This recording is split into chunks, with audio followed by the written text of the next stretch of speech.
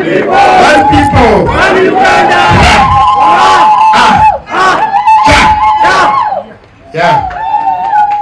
And ekibiina kya FDC okuva lwe kyeyawula kizenga kituula obufofofo okulaba nga kyeddaabulula okuva mu muyaga gwe kirimu era nga bano bazzenga bawuliriza ensonga z'abantu ab'enjawulo wamu n'okuwabulwa nga pulezidenti w'ekibiina kino ow'ekiseera ono nga ye mulodi w'ekibuga Kampala Salongerias Lukwago bw'annyonnyola. Mulimu abagamba tulwane masajja oba makazi ekibiina kyaffe tukyeddize. Mulimu abagamba nti no ekyo kimu nti nandala tubajje najja nankumbi tugende maaso n'okugenda n'obukulembeze bwaffe tugende maaso n'emisango na buli kimu. Mulimu abagamba nti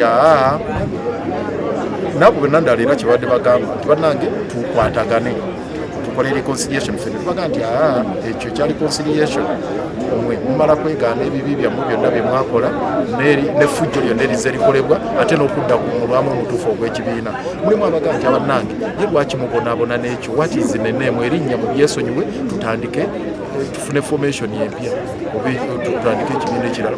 Abalala abagamba nti tuli ku struggle omutima ne soul eby'ekibiina biri Katonga ate ffe tuli ku struggle lwaki tubonaabona ye n'ebyo eby'ekibiina n'ebirala nga buze mbawulira kakati ffe bonnemba bonna tubakulembera era ebirozo byabwe tubitwala nga bikulu kwe kubireeta wano mu National Council nga tugisaba nti yo tesobola kusalawo ku nsonga eyo abasobola ogisalawo ye Delegates Conference ne National Council egayidinge tukikoze tutya okusobola okutuuka mu Delegates Conference nga tuli tweteeseteese bulungi. Nga 19 Maachi babadde balina okubeera n'ettabamiruka w'ekibiina wabula ng'ayongezeddwayo. Lwaki? Kuba twetaaga akadde akamala okugenda paka mu regions zonna tusobole okusalawo ku nsonga ez'ettaano ze mbaleetedde nga nze mu lipoota yange amakubo ge tuyinza okukwata okulaba nga tugenda mu maaso ne struggle. So ng'ensonga eyo nkulu nnyo era tusalawo twongereyo emyezi 2 mu maaso okufa ng'ennaku z'omwezi 19 then olunaku olupya olwa Delegates Conference lujja kuba tegeezebwa. So tugenda kugenda maaso n'omulimu ogwo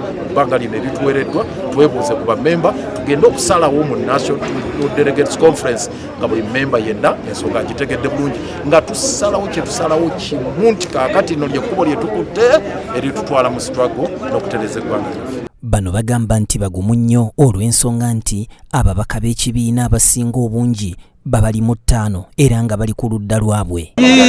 FDC erina bammemba 3 bw'oba olwaleero ng'ofunye bammemba abasukka mu 10 ate nga n'abalala bawadde apology abatazze.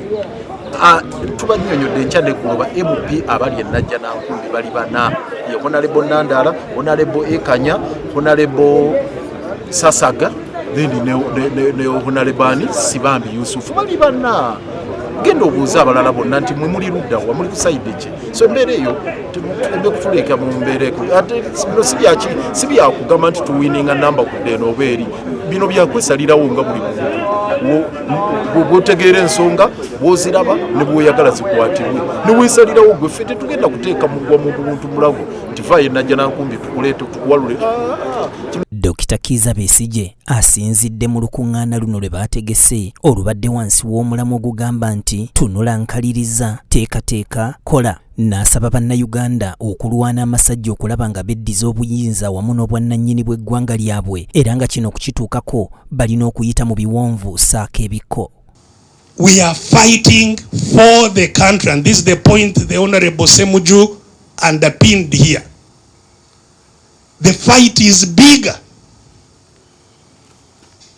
It's a fully fledged liberation struggle. So for the country, Uganda, which was created artificially, our struggle is a liberation struggle. To regain control over the country. So to get to life, you must pass through a lot of difficulties. Rest assured, you must pass through the wide gate, the wide road leads to destruction. You want easy things, you go to destruction. Ono agambye nti olutalo luno balina okululwana obanga waliwo ssente obanga tewali. So we must defeat, we must work and fight with or without money. Doesn't mean we shouldn't look for money, because money is useful. We must eat, we must move, money is useful, but whether we have it or not, work must go. Thirdly, we must defeat their propaganda. They control the media. Besigye asabye bannakibiina obutawuliriza pokopoka aboogerwako ng'okwagala okutunda ekibiina kya FDC mu NUP bwe baba nga baagala okugenda mu maaso. And there is a lot of propaganda. I'm sure you are familiar with it. You've been hearing, we want to sell FDC to NUP. Why would we do that? How immune is NUP from becoming FDC? You think what ate FDC cannot eat NUP? It can. Or ANTI or the other parties, it can.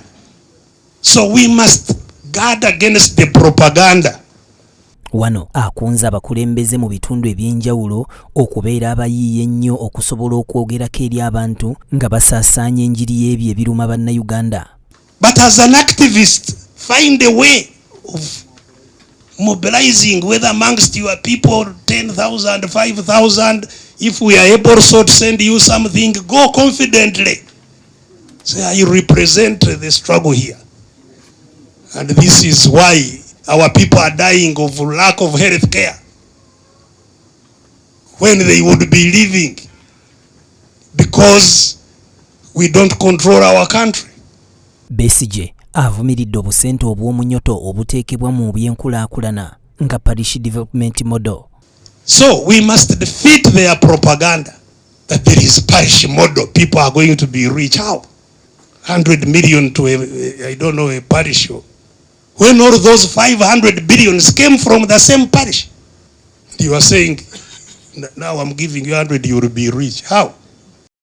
Ezimu ku nsonga ezikyakubaganya bannakibiina kino empawa kwe kulaba obanga bawandiisa ekibiina ekipya n'okukyusa erinnya lyakyo obanga basigala nga balwanira kino ekya FDC anti olweyo olupya lwera bulungi naye ate olukadde lwe luba lumanyi obusonda bwonna. Kavuma Ibrahim yakusakidde emboozi eno ku BTM TV Community Report.